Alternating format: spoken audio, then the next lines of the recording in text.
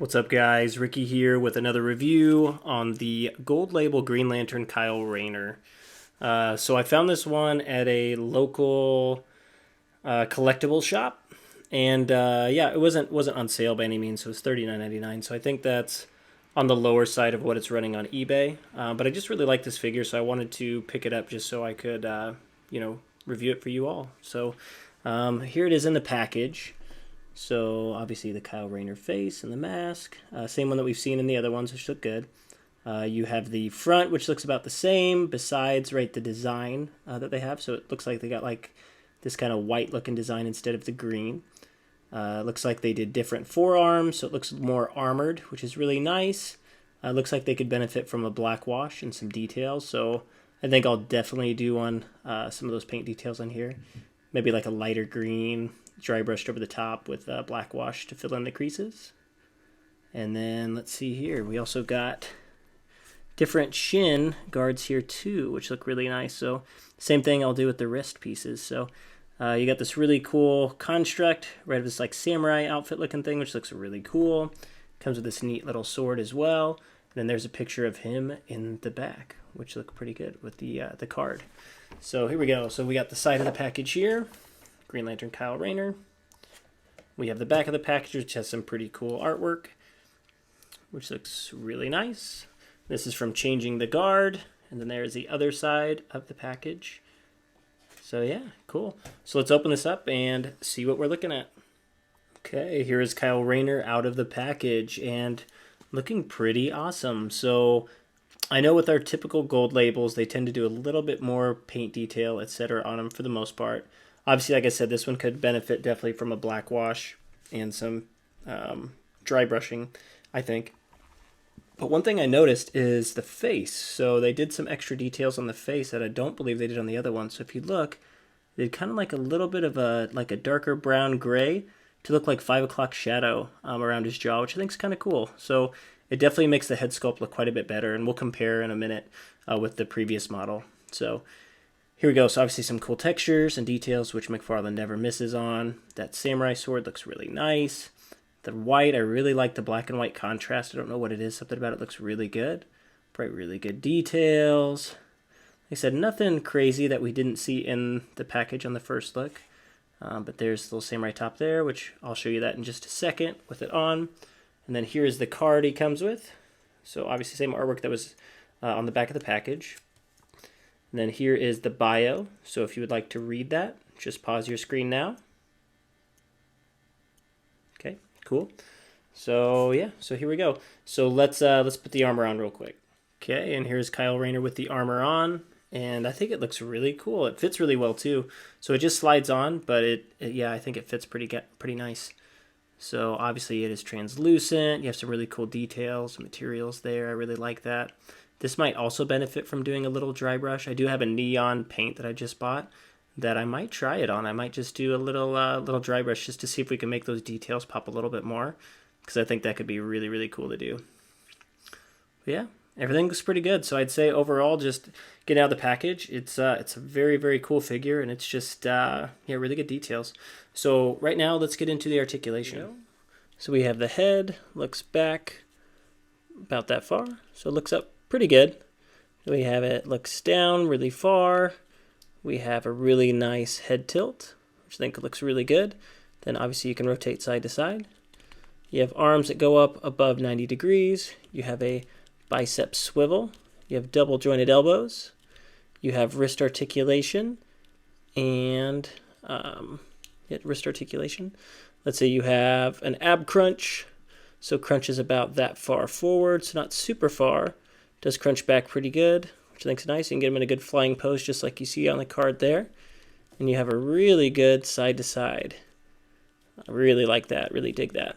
Okay, you have the legs that go up, not quite 90 degrees. You have double jointed knees. You have ankle articulation and pivot as well as toe articulation, which is nice. And the legs can go out about that far, so not quite the splits, but pretty close. So overall, this is pretty much standard when it comes to your McFarlane articulation, which I think overall is pretty good. Okay, here we go. We got the size comparison here.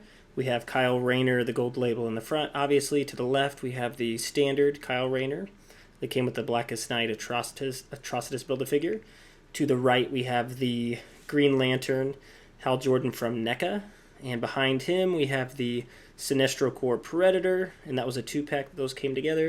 And then behind them on the left is going to be your Atrocitus Build-A-Figure.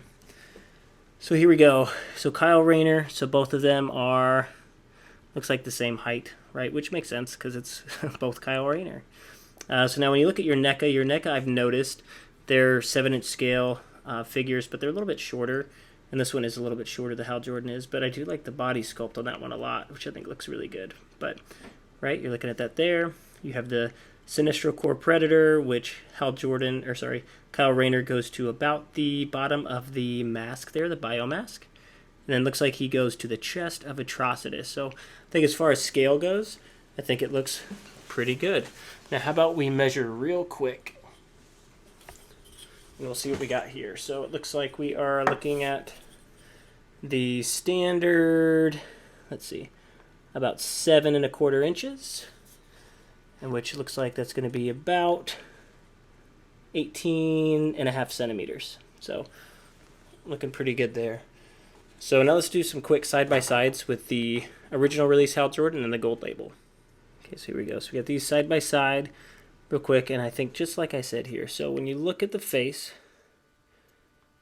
so there we go, looks like, okay, lips are a little bright in my opinion, but as you can see the face, it's just kind of a clean kind of, skin color for the most part. Now if you look at this one, the gold label, you can look in one, it looks like they lined the mask up better, or at least on mine they did, so the eyes are definitely in the middle. It looks like they softened the lip color a little bit too, which I think looks better. Oh, and it's closed, so his mouth is closed here, and it is somewhat open in this one, so slightly different, which is kind of cool.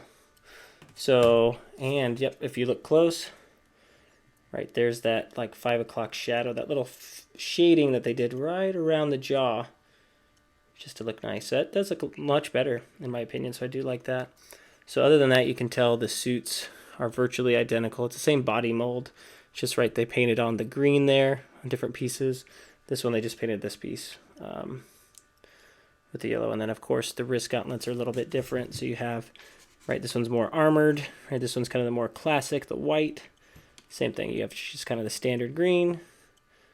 And then the shin guards there. So overall, right, so they did quite a few changes on it, but kept a lot of it the same as well. So overall, I think I like the gold label better. So I'd love to know in the comments. So just drop in the comments which one you like the best out of those. I'm curious. Okay, final thoughts on Kyle Rayner gold label by McFarlane Toys. I like it. I think it's really cool. So I said this with the first Green Lantern Kyle Rayner's when I got it. I was not looking forward to it, to be honest with you. I got it just to build the Atrocitus figure, and after I opened the package and started actually playing with it, I really like it. It's got good articulation, good details, it's really fun, and honestly the gold label just builds upon that, right? It's got better details. Like I like the armor on the shin guards, on the forearms. I like the constructs it comes with even better, right? The kind of samurai top looks really cool, and I love the white paint job on the front. So I think this is an awesome figure. I know it's hard to find right now, so it's up to you if it's worth paying $40 for. I mean, that's what I spent for mine at my local comic shop, but I know it's one you can't really find. And I just wanted to bring it, just buy it so I could, share